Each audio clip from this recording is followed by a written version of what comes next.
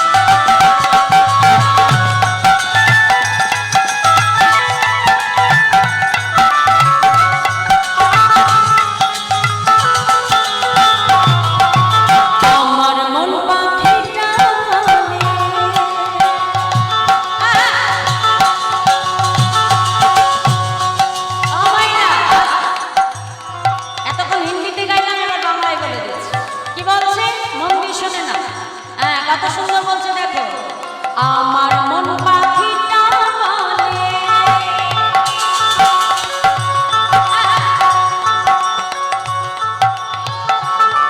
আমি উড়ে বৃন্দাবনে যাব,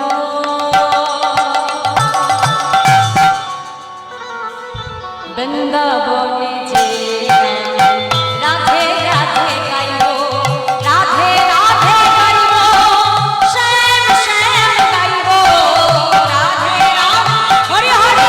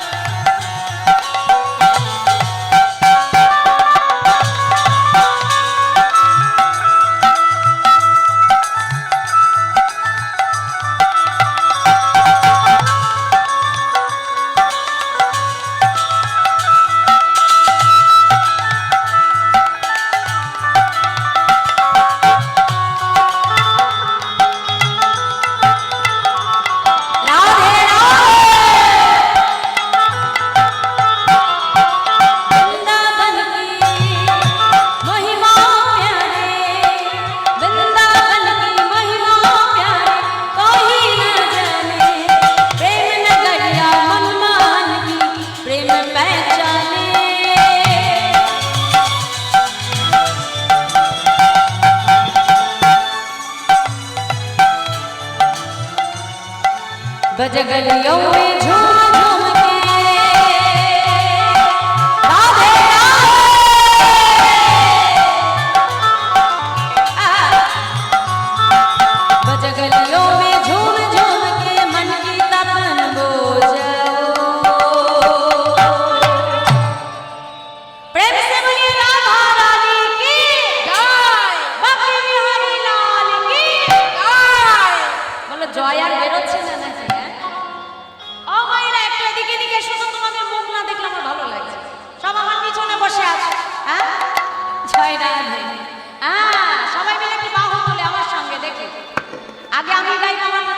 গাইবে, ঠিক আছে? হাত তোলো, দেখি সবাই মিলে হাত তুলে তোলো, বলো মে রাধে রাধে গাও, মে শাম শাম গাও,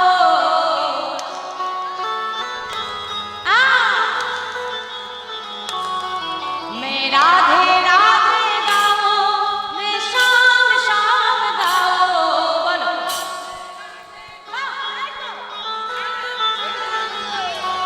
মে রাধে রাধে গাও, মে শাম শাম গাও, হরি হরি বল।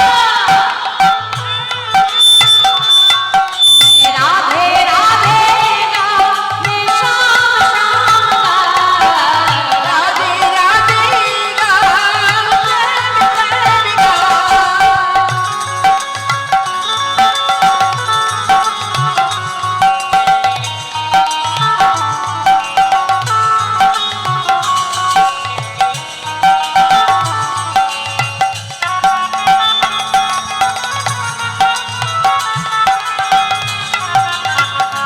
রাধে রাধে, সবাই মিলে গাও বলে, হরি হরি বল।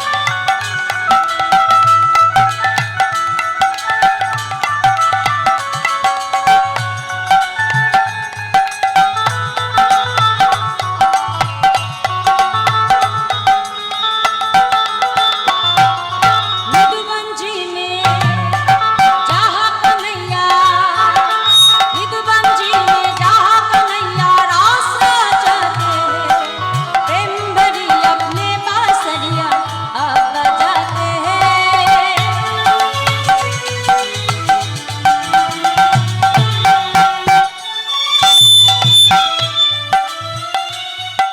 राधा संग नाचे सावरिया,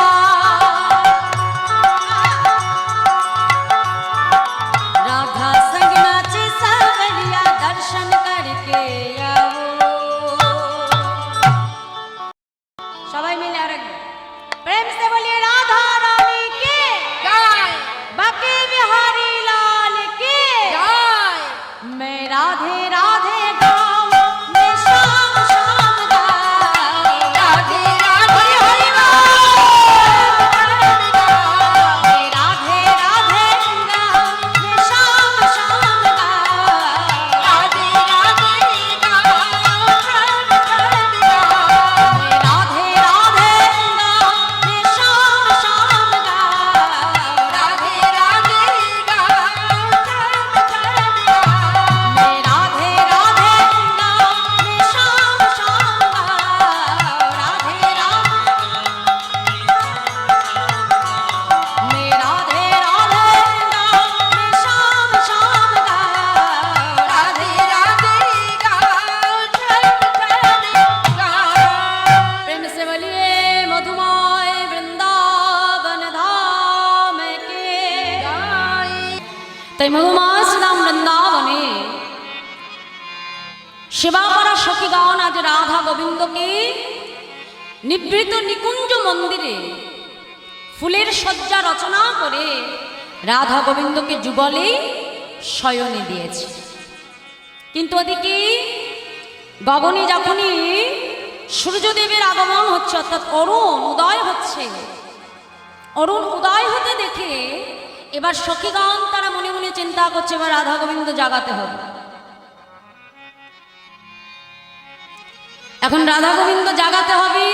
এখন জাগাবে কি না, সেবা পড়া সখীগণের মধ্যে যিনি বৃন্দা দেবী, সেই বৃন্দা দেবী আজ রাধা গোবিন্দকে জাগানোর জন্য নিকুঞ্জ মন্দিরে তিনি প্রবেশ করলেন। আজ বৈষ্ণব মহাজন তিনি পদাবলিতে কলম দিয়ে বলছে, দেখো দেখো নিশি অবসান হরি বৃন্দা দেবী কহে ডাকি, নিশি অবসানতা রজনী প্রভাত হতে দেখে বৃন্দা দেবী এবার রাধা গোবিন্দকে জাগানোর জন্য নিকুঞ্জ মন্দিরে দ্বারে প্রবেশ করছে। তাই আজ বৈষ্ণব মহাজন পদাবলিতে কলম দিয়ে বলছে, দেখো দেখো আজ নিশিয়াব শনো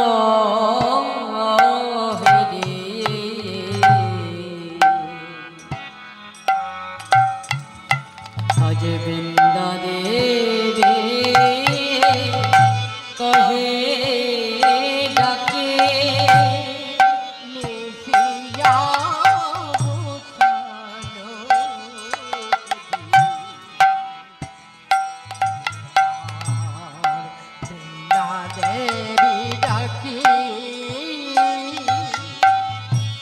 আজ জাগো রাধা মাধব সকালে,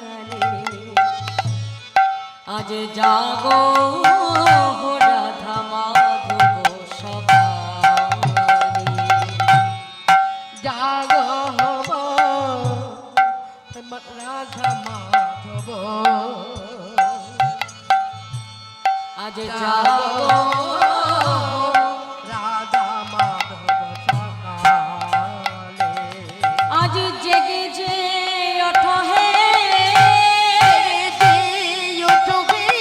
বলি জেগে যে ওঠো হে সুখের নিশি প্রহাইল জেগে যে ওঠো হে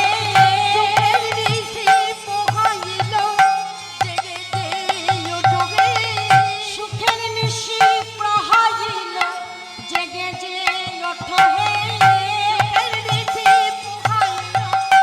জেগে যে ওঠো হে সুখের নিশি প্রহাইল জেগে যে ওঠো হে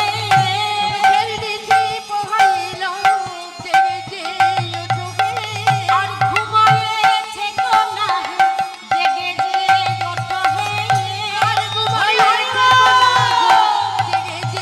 ওঠো হে সুখের নিশি প্রহাইল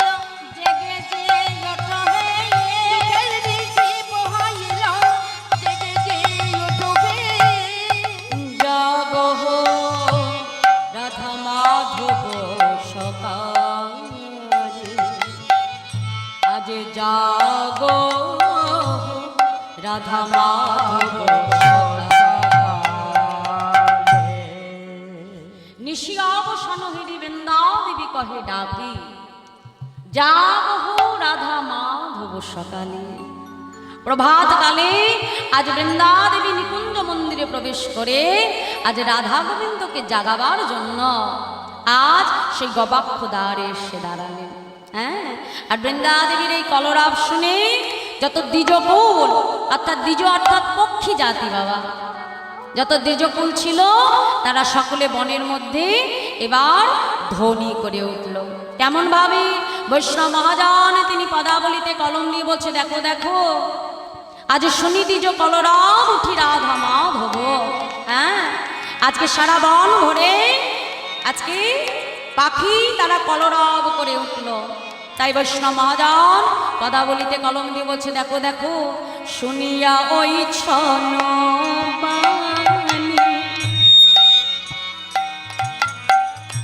আজ কাননেও ছিল ধ্বনি হলো ধ্বনি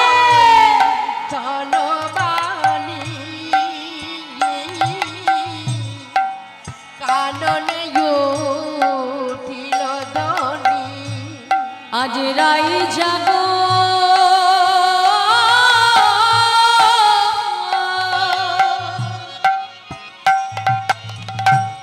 শ্যাম জাগো বলে রাই জাগো শ্যাম জাগো বলে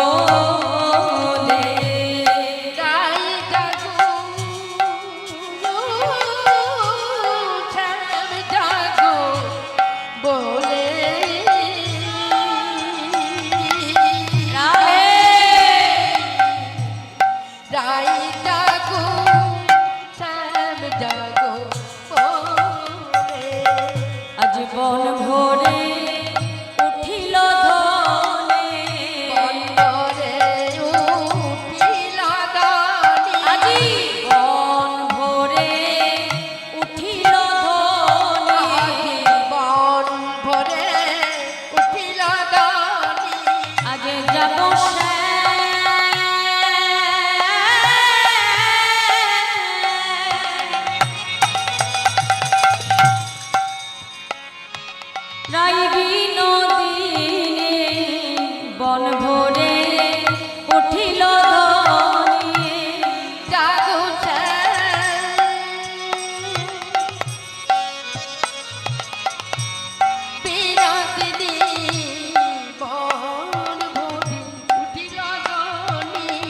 আজ শুনি নিজ কলরা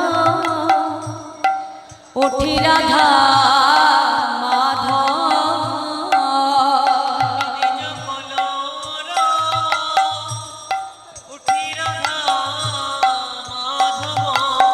আজ শুনি নিজ কলরা উঠি রাধা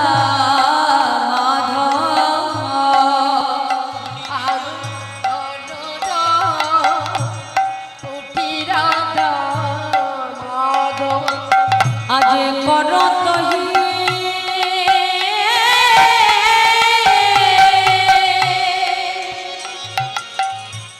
মুখ প্রক্ষালন রে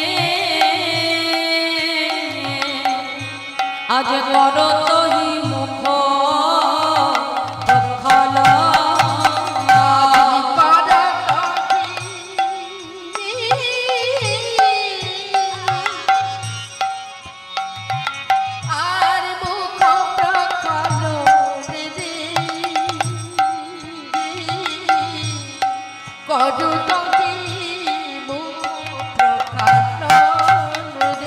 আজ দোহ নিরখিয়া আনন্দে বিভোর হইয়া হরি হরি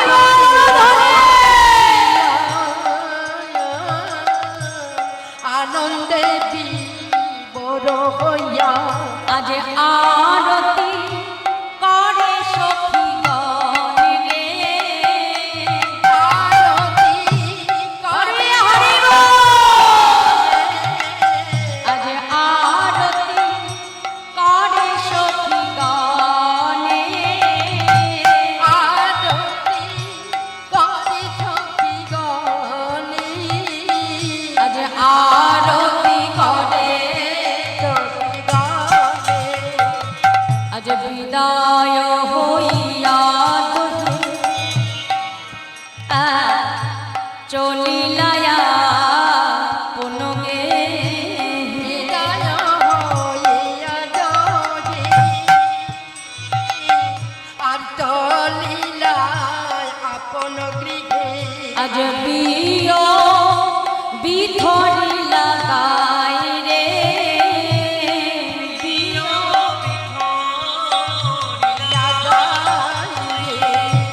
আজ নিকুঞ্জ মন্দিরে যখন রাধা গোবিন্দ তারা বনে দ্বিজ কলরব শুনে অর্থাৎ পাখির ধ্বনি শ্রবণ করে দ্বিজকুল যখন জেগে উঠল বাবা আর সেই দ্বিজকুলের কলরবে আমার রাধা গোবিন্দের ঘুম ভেঙে গেল এবার সেবা করা সখীগণ রাধা গোবিন্দের মুখ আদি প্রক্ষালন করালেন প্রক্ষালন করেই যখন আরতি করছে এবার আরতি হয়ে গেছে এবার দুজনকে দুজনার ঘরে ফিরে যেতে হবে বাবা হ্যাঁ কারণ রাধারানী তিনি জটিলার ঘরে থাকে বাবা নিশি প্রভাত থেকে সখীগণ তারা চিন্তিত হয়ে পড়েছে যে রাধারানীকে তাড়াতাড়ি তার শ্বশুরালয়ে পাঠাতে হবে হ্যাঁ এখন কি করলো তাড়াতাড়ি রাধারানী এবং গোবিন্দের মুখ আদি প্রক্ষালন করালেন করিয়ে এবার যখন দুজন দুজনকে ছেড়ে চলে যাবে বাবা গোবিন্দ ফিরে যাবে নন্দালয়ে আর রাধারানী ফিরে যাবে জটিলা বাবা কিন্তু আজ কেউ যেন কাউকে ছেড়ে যেতে পারে না রাধারানী গোবিন্দের চরণ দুখানা বক্ষ মাঝে জড়াইয়ে ধরে নয়নে জলে বক্ষবাসী কাঁদে আর বলে প্রভু আমায় দেহ বিদায় আমায় দেহ বিদায় দেখো বিদায় আমায় দেখো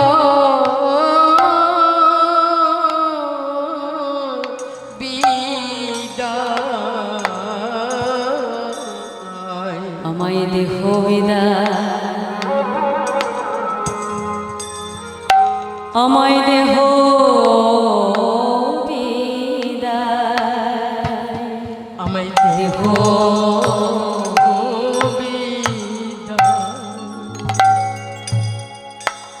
আমায় দেখো বিদায় আজ যেন রাধারানী তার বধূকে ডেকে বলছে, বধূ গো, আজ আমি তোমার কাছ থেকে চলে যাচ্ছি, কথা তো সত্য বধূ, কিন্তু চলে যাচ্ছে কি জানো বধূ, আজ আমার এই দেহটা যেন তোমায় ছেড়ে চলে যাচ্ছে বধূ, কিন্তু দেহটা চলে গেলে কি হবে বধূ, আমার প্রাণটা যে আমি তোমার কাছে রেখে যাচ্ছি দয়া বাবা, আমায় দেহ বিনা দেহ বিনা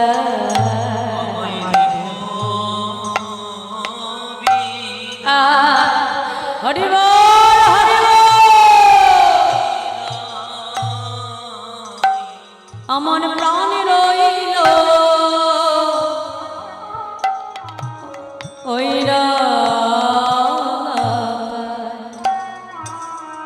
আমায় দেহ বিনা দেহ বিনা, আমার প্রাণে রইল হরি বল হরি বল নিতাই গৌর হরি বল,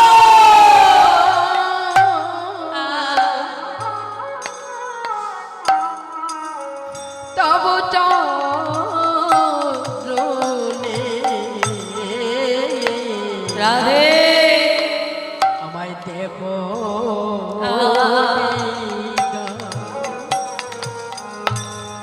আমায় দেখো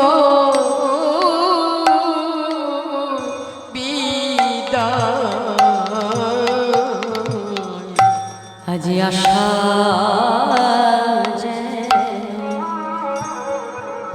মেটে না রে,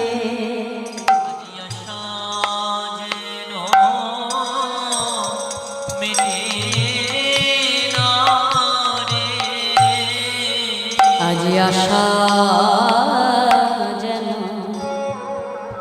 মেটে না রে, আমার আশা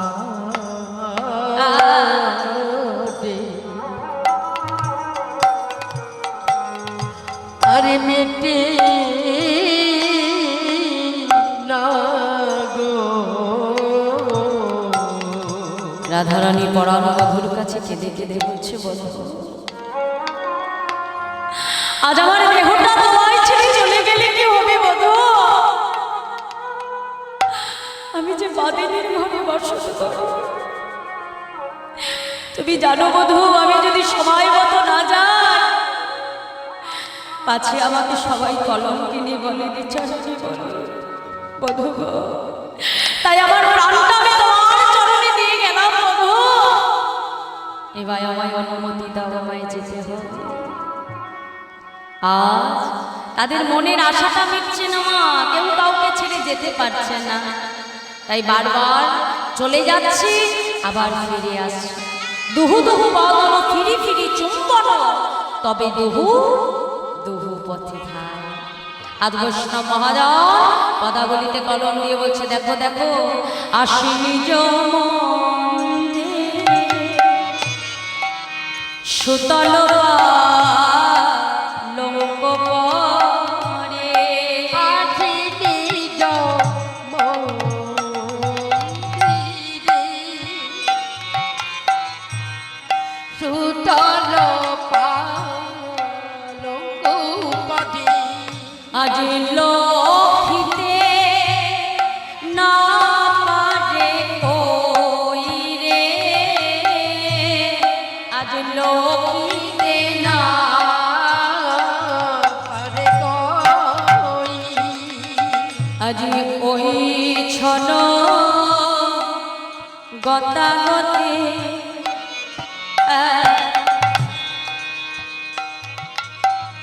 আজ করত নীতি নীতি, ওই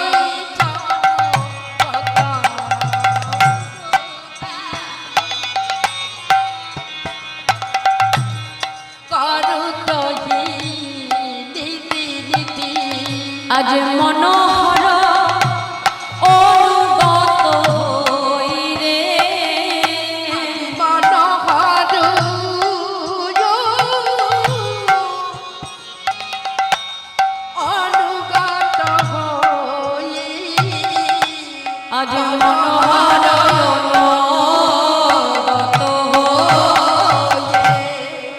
মনোহর অনুগত হই রে, আজ মনোহর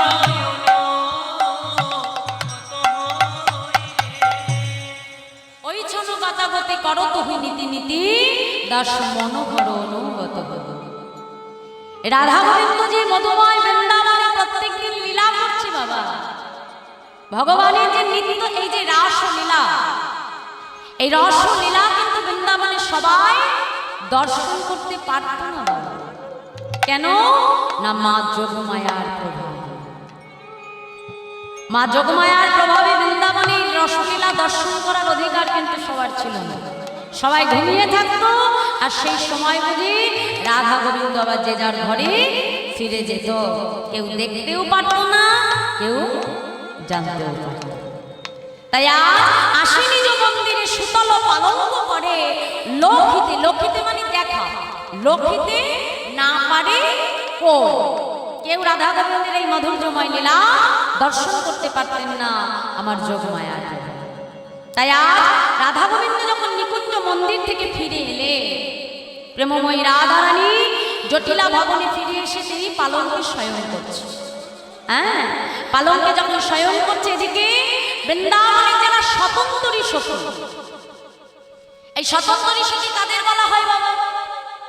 যারা সংসারে নিত্য কর্মক্রিয়া পালন করে, সমস্ত কর্ম পালন করে যেটুকু সময় তারা পায় সংসারে, সেইটুকু সময় নিজেদেরকে রাধা গোবিন্দ সেবার মধ্যে ডুবিয়ে রাখে।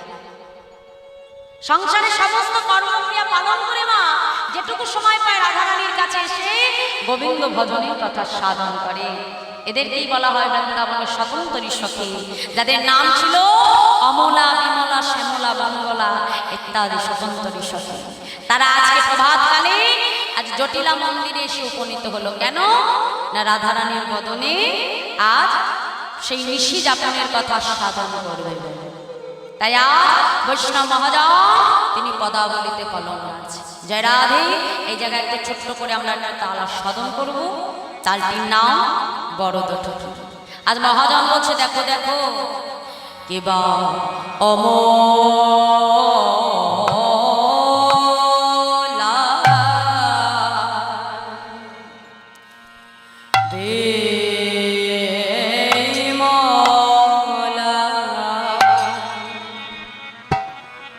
অমলা বিমলা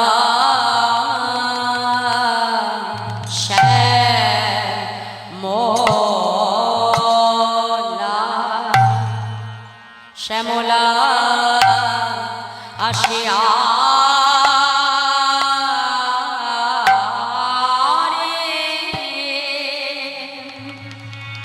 আজ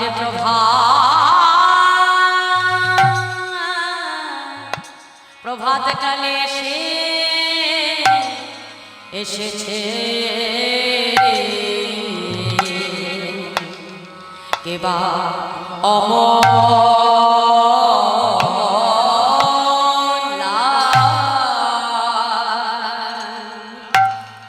বিমলা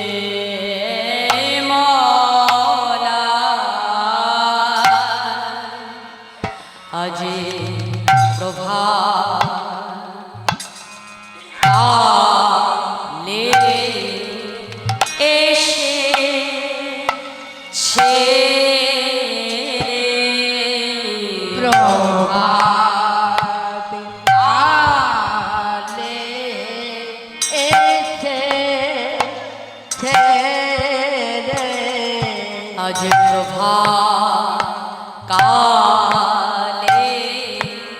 এসেছে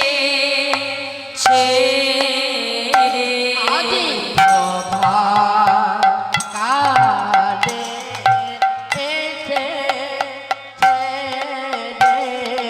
দুটো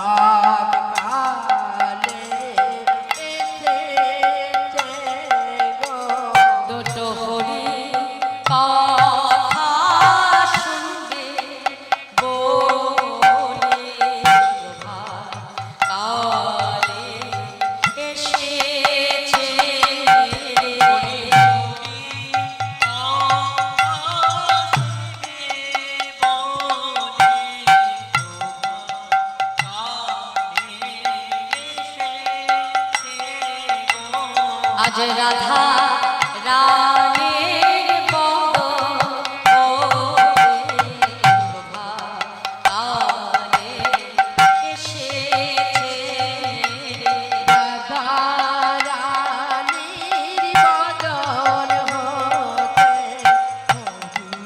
কথা শুনবে বলে আজ প্রভাত কালে এসেছে রাধা রানী বদন হতে প্রভাত কালে এসেছে গো কথা শুনবে বলে আজ রাধা রানীর বদন হতে কালে এসেছে রাধারানীর বদন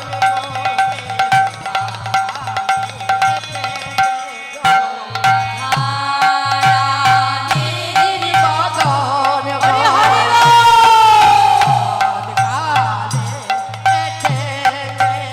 আজ হরি কথা শুনে বলে কালে এসেছে রাধারানীর বদন হতে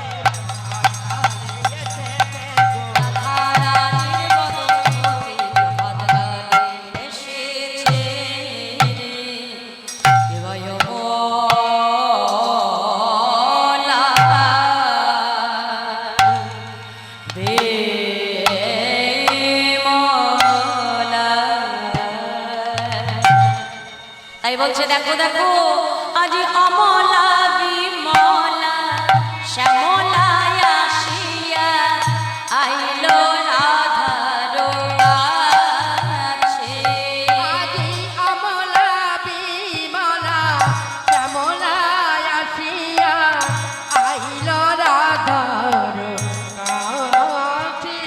আজি অমলা বিমলা শ্যামলা আসিয়া পছত জটিলা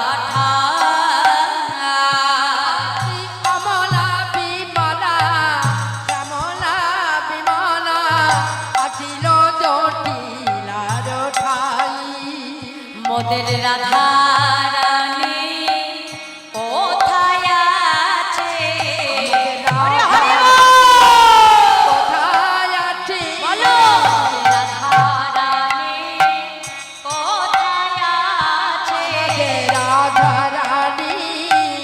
কোথায় আছে আজ বলো বলো মোদের কাছে মোদের রাধা রানী কোথায় আছে বলো বলো মোদের কাছে রাধারানী কোথায় আছে তখন হরষে জটিলা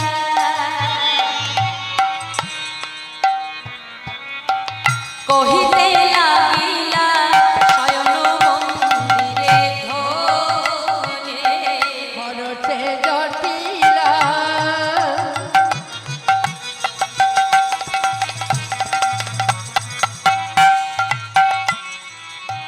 কহিতে লাগিলা শয়ন মন্দিরে যায়া তোহু কাহা যা ধনী রে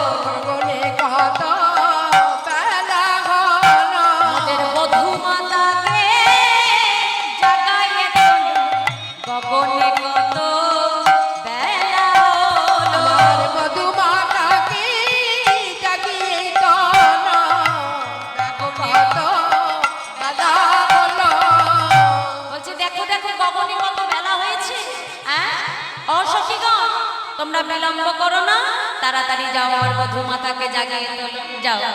জটিলার অনুমতি নেওয়া হয়ে গেল বাবা। সঙ্গে সঙ্গে সকল রমণী রাধারানীর সেই গৃহ মন্দিরে প্রবেশ করল। যে কি করছি তখন সকল রমণী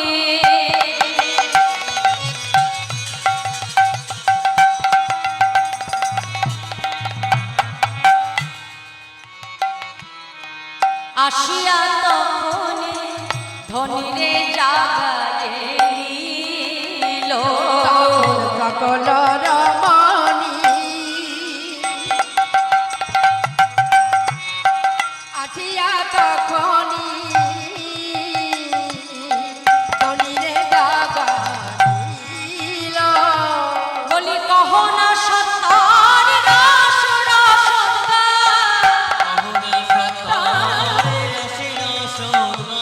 বলি কহ না সত্তার রস রসগা, কহুনা সত্তর আসিয়া সকাল। নাগর সহিত মেল, নাগর সহিত মেল। আর নাগর সহিত মেলা, নাগর সহিত মেলা। যেই না তার সখীগণ তার কাছে গত নিশি যাপনের কথা জানতে চেয়েছে বাবা, এই কথাটা শুনি আমার রাধারানীর বদনখানা লজ্জায় লাল হয়ে গেল। হ্যাঁ, এই কথা কি বলা যায় বাবা? হ্যাঁ, তখন রাধারানী কি করছে জানো? বিলাস কাহিনী নাগর মোহিনী গোপন করিয়া যায়। বিলাস কাহিনী নাগর মোহিনী গোপন করিয়া যায়। ছিছি বলা যায় না, বলা যায় না, বলা যায় না। বলা যায় না। সখিয়ে যে ভজনের কথা বলা যায় যথা তথা। এই যে বড় ভজনের কথা, কথা বলা যায় না। সখিয়ে যে বড়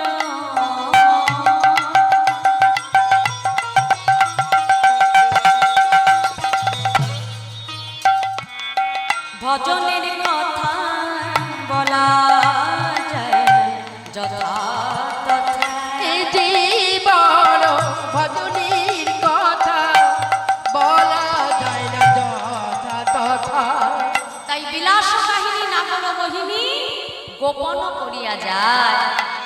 জ্ঞান দাসের বাণী আমি যেন শুনি, সেবায় অধিকার চাই।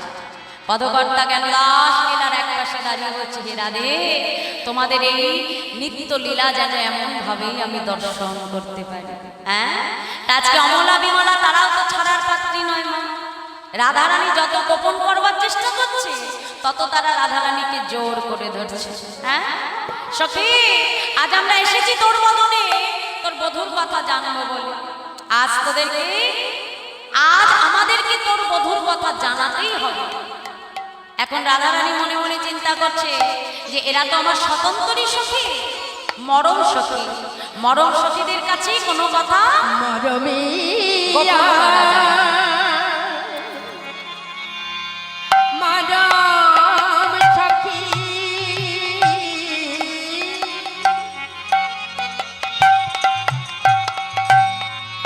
তোরা আমার কাছে এই প্রভাত কালে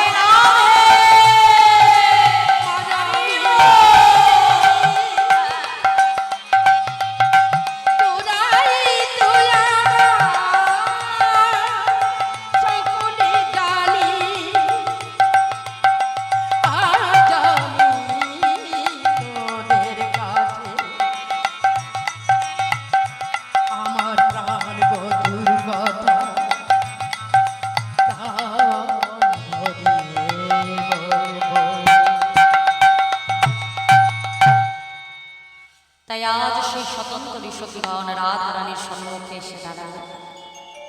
এ জগতে দেখবে বাবা এমন কিছু কথা আছে যেটা কিন্তু সবার সামনে বলা যায় না। যেমন আমাদের দেহে যদি রোগ ব্যাধি হয় আমরা বাবা মায়ের কাছে বলতে পারি, তাই তো? কিন্তু কারোর যদি কোনো গোপন কথা হয় সেটা কিন্তু বাবা মায়ের কাছে প্রকাশ করা যায় না, যার জন্য লাগে প্রাণের মরণ সখা বা প্রাণের মরণ সখী, যার কাছে তার মনের কথা প্রকাশ করা যায়। তাই অমলা বিমলা শ্যামলা মঙ্গলা এরা হলো আমার রাধারানীর সেই স্বতন্ত্র সখী, যাদের কাছে রাধারানী মনের কথা প্রকাশ করতে পারে, গোবিন্দ ভজনের কথা যাদের বলা যায়। রাধারানী মনে মনে চিন্তা করছে সখী, বেশ তোরা যখন শুনতে চাইছিস আমি তোদের শোনাবো, তোদের কাছে আমি কোনো কথা গোপন করব না। তাই আজ রাধারানী গত নিশীতে নিকুঞ্জ মন্দিরে প্রভুর সঙ্গে কেমন করে শয়নে ছিল সেই নিশি বিলাসের কথা আজ সখীদের কাছে প্রকাশ হচ্ছে। তাই মহাজন বলছে, দেখো দেখো না পুছো সখী প্রিয়া তো পীড়িত। রাধারানী সখীদেরকে ডেকে ডেকে বলছে, সখী শোনো শোনো, না পোছো সখী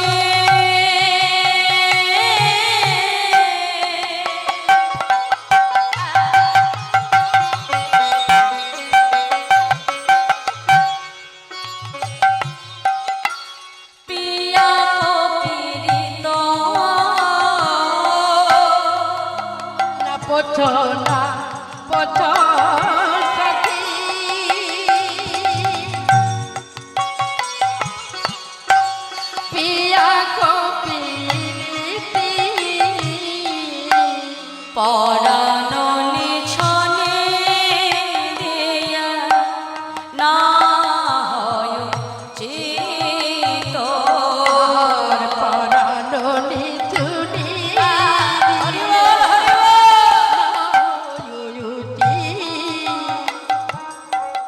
আজ পরানো নিছনে দিয়া না হয় চিত, পরানো নিছনে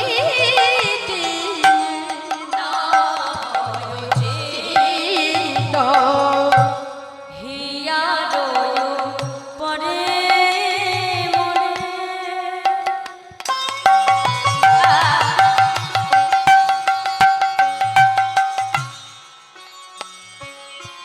বধূ যতনে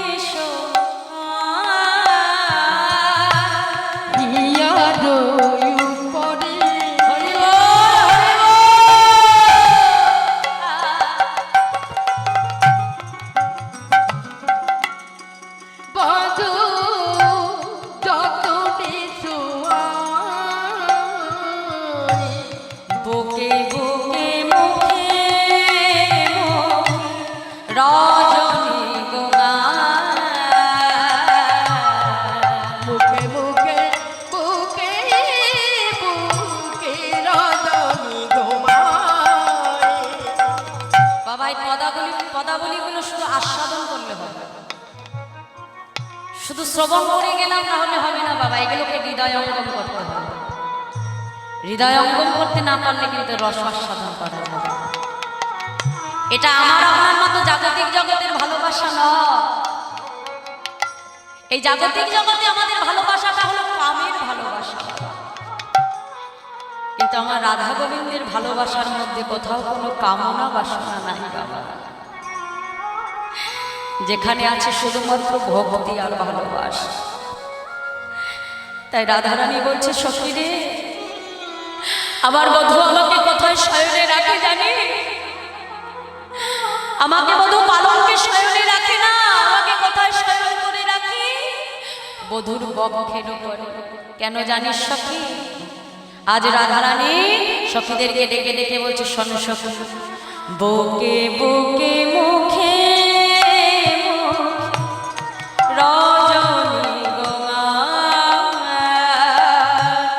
মুখে মুখে বুকে বুকে রজনী গোমায়।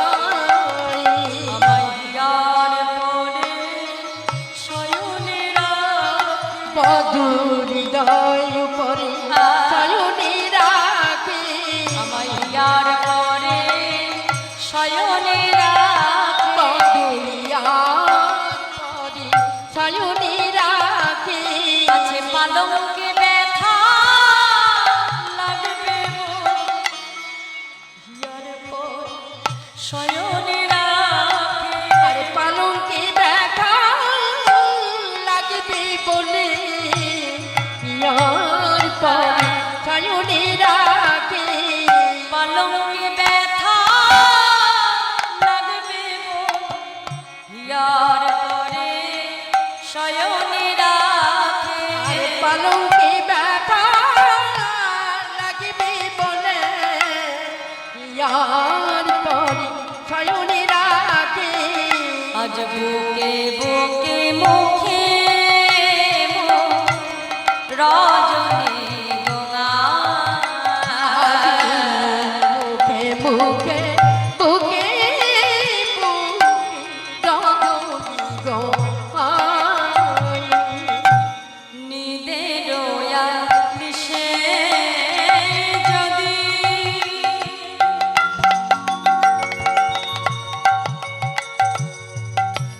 পাশে মোরা দিয়ে নিদে দুয়া লিসো দিয়ে পাঁচ মোরা দিয়া। আজ কি ভেলো কি ভেলো চমকে উঠিয়া।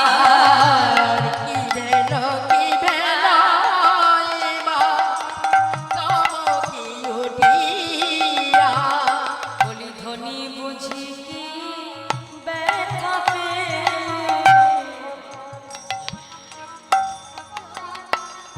আজ ধ্বনি বুঝি কি ব্যথা পেলে।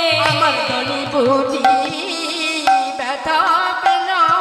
বলি কেন তুমি পাশমরা দিলে। ধ্বনি বুঝি কি ব্যথা পেলে। কেন বুঝি পাটমরা দিলি মধু বুঝি ব্যথা পেল। জানিস আমার বধূ আমাকে কেমন করে ভালোবাসে। আমাকে তার বক্ষ উপরে যখন শয়নে রাখে। আচ্ছা বলতে পারিস সখী, সারা নিশি কোনো মানুষ কি একভাবে শয়ন করে থাকতে পারে? যেই আমি শয়নের ঘরে পাশ মোড়া দিই, মানে পাশ ফিরে শুতে যায়, সঙ্গে সঙ্গে আমার বধূ চিৎকার করে ওঠে, রাধে তোমার অঙ্গে বুঝি ব্যথা লাগে না?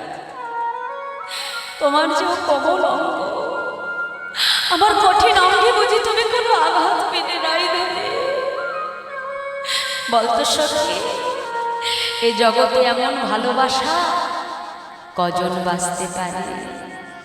আরো কেমন করে ভালোবাসে জানিস সখী?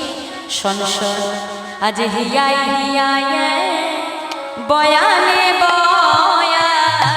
হিয়াই হিয়াই বয়ান বয়া। হিয়াই হিয়াই বয়ানে বয়া। হিয়াই হিয়াই বয়ান বয়া। নাসিকায় নাসিকায় নয়নে নয়ন মিলে মিশে হলো একই অঙ্গ। নাটিকায় নাটিকায় হলো এক অঙ্গ। আজ মিলে মিশে হলো একই অঙ্গ। মিলে মিশে হয় একই অঙ্গ। এ যে কামহীন লীলা রসরঙ্গ। হরি হরি লীলা রসরঙ্গ। মিলে মিশে হয় একই অঙ্গ। আর মিলে মিশে হয় একই অঙ্গ। হিয়াই হিয়াই বয়ানে বয়া। এই মত বলছি নিষিদ্ধ হয়ে কমেনি, জ্ঞানদাস কহে হইছে নীতি নীতি চলে। তাই আজ রাধারানী সখীদের কাছে যখন সেই নিশি যাপনের কথা বলছে বাবা, সঙ্গে সঙ্গে সখীরা আমার রাধারানীকে ডেকে বলছে, রায়ধনী আরো বল, তোর বদনে বধুর কথা শুনতে বড় মধুর লাগছে। হ্যাঁ বল না সখী, আরো আমাদের কাছে খুলে বল। সঙ্গে সঙ্গে আমার রাধারানী সখীদেরকে ডেকে বলছে, শুনবি সখী আয়, আরো তোদেরকে আমি প্রকাশ করছি আমার বধুর ভালোবাসার কথা। কি বলছি? আমার বধূ সে পরশমণি। আমার বধূ কেমন? পরশমণি। হ্যাঁ, আজ পরশমণির সঙ্গে তুলনা করছে আমার রাধারানী তার পরাণ বধূকে। তাই আর বৈষ্ণব মহারাজ তিনি পদাবলিতে কলম দিয়ে বলছে, দেখো দেখো আমার বধূ সে পরশমণি, বধূতে পরশমণি, বধূ সে পরশমণি, বধূতে পরশমণি, আজ সে অঙ্গ পরশে এ অঙ্গ আমার, সে অঙ্গ পরশি, এ অঙ্গ আমার, সে অঙ্গ পরশে এ অঙ্গ আমার, সে অঙ্গ পরশি, এ অঙ্গ আমার, সোনার বর্ণন খানে, আর সোনার বরণ খানি, সোনার বরণ খানে। সখী আমি আগে এমন ছিলাম না রে, সখী যে আগে এমন আমি ছিলাম না রে, সখী আগে এমন ছিলাম না রে, সখী আগে এমন ছিলাম না রে, বধুর পরশে সোনা হয়ে আগে এমন ছিলাম না রে, আমার বধুর পর সে আমি ওরা হয়ে আমি আগে। এমন ছিলাম না গো, রাধারানী সখীদেরকে ডেকে বলছে, শোন সখী, আজ যে আমাকে যে সোনার বরণ তোরা দেখতে পাচ্ছি, আমি কিন্তু আগে এমন সোনা ছিলাম না। সোনা হলাম কবে থেকে জানি? যেদিন আমি আমার বধুর পরশ পেলাম। তাহলে রাধারানী বধুর পরশ পেয়েছিল বাবা কবে? এটা জানতে গেলে একটু আমাদের বৃন্দাবনে যেতে হবে। সেই গোলক বৈকুণ্ঠ ধামে যখন রাধা গোবিন্দ লীলা করছে, এখন ওই রাধা গোবিন্দ যখন গোলক থেকে ভুলোকে আসবে বাবা লীলা প্রকাশ করবার জন্য, রাধারানী তার প্রাণবল্লভকে ডেকে বলল, বল্লভ আমি এই ভুলোকে আসবো, কিন্তু তার আগে আমার একটা শর্ত আছে। বলছে তার আগে আমার একটা শর্ত আছে। না কি শর্ত? না আমি যখন ভুলোকে যাব, ভুলোকে যে সর্বপ্রথম আমি তোমার বদন দর্শন করব। আমি যতদিন না তোমার বদন দর্শন করতে পারবো, ততদিন কিন্তু আমি এ নয়ন মেলব না। যথারীতি মা কৃত্তিদা এবং বিশ্বভানু রাজার ঘর আলো করে আমার রাধারানী তিনি আবির্ভূত হলেন। এখন অত সুন্দর কন্যা রত্নকে কাছে পেয়ে বিশ্বভানু রাজা সবাইকে নিমন্ত্রণ জানিয়েছে। সকলে তারা আসছে আজকে রাধারানীর বদন দর্শন করবে।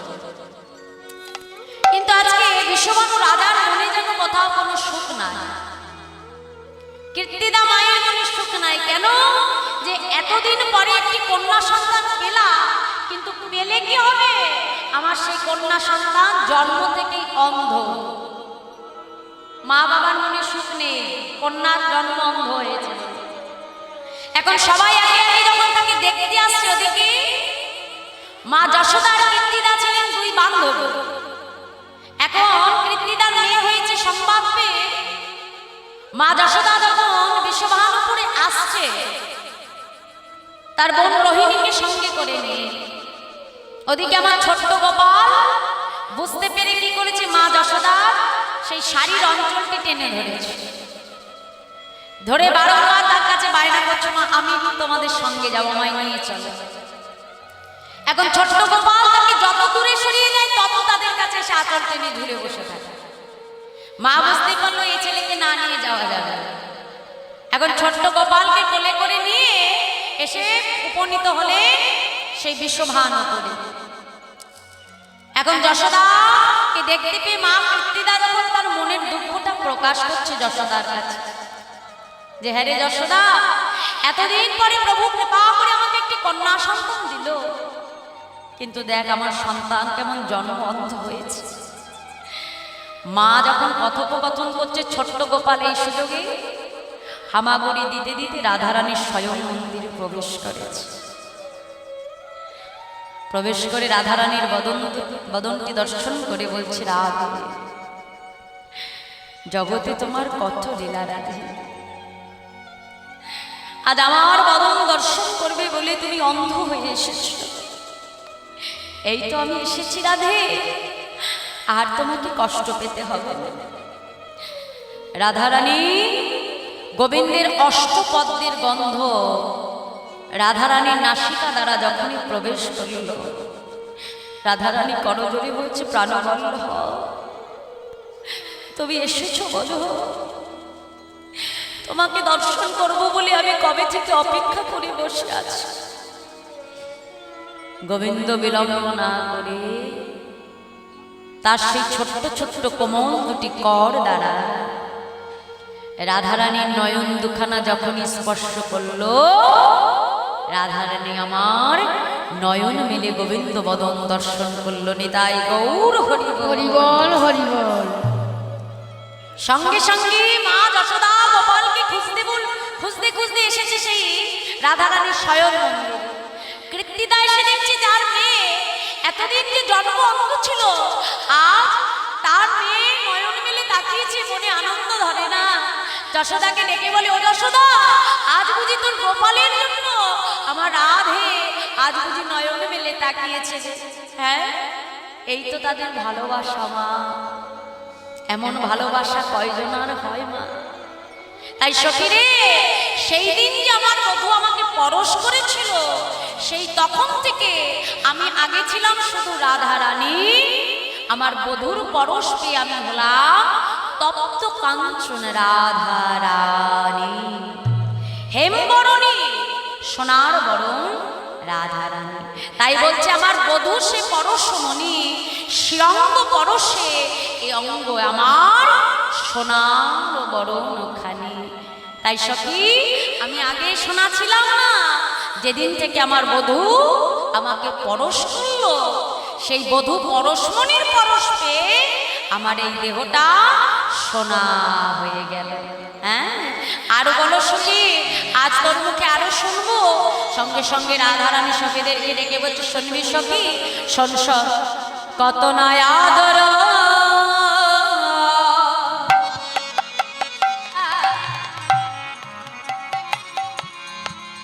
করলে না কর, কত না উঠয়ে মনে,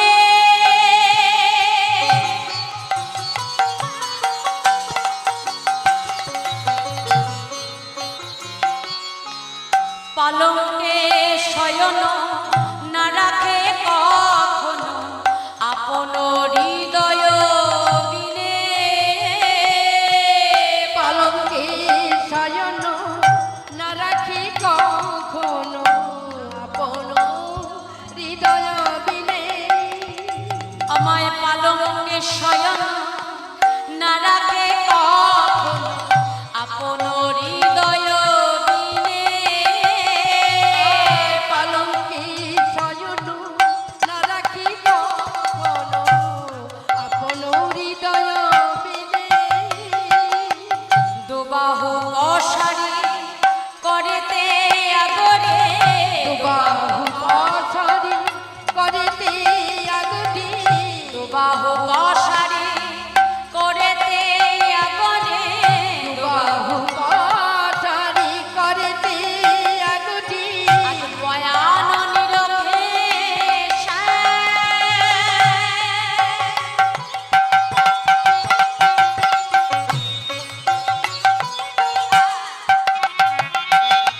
আপনি নাগর পড়ায়ে যাব, লিখয়ে আপন না, আপনি নাগটু যাবক পরায়ে লিখয়ে আপন না। আমার যাবক মানে কি জানো? যাবক মানে কি? আলতা। আমার গোবিন্দ কি করে জানিস সখী? আপনি নাগর পড়ায়ে যাব কো লিখয় আপন। হ্যাঁ, আজ আমার বধূ আমাকে কাছে পেয়ে আজ আমার চরণে আমার বধূ যখন যাব পরিয়ে দেয় অর্থাৎ আলতা পরিয়ে দেয়, আজ কি করে জানিস? সেই চরণের ধারে ধারে আজ নিজ করে না লিখে যে দেয় গো, নিজ করে না লিখে দেয় গো, নিজ করে না লিখে যে দেয় গো, বধূ নিজ করে না লিখে দেয় গো। আজ বাঁকা হাতে বাঁকা কোণে নিজ করে না লিখে যে দেয় গো, বাঁকা করি বাঁকা হাতে নিজ করে না লিখে দেয় গো। রাধে কৃপা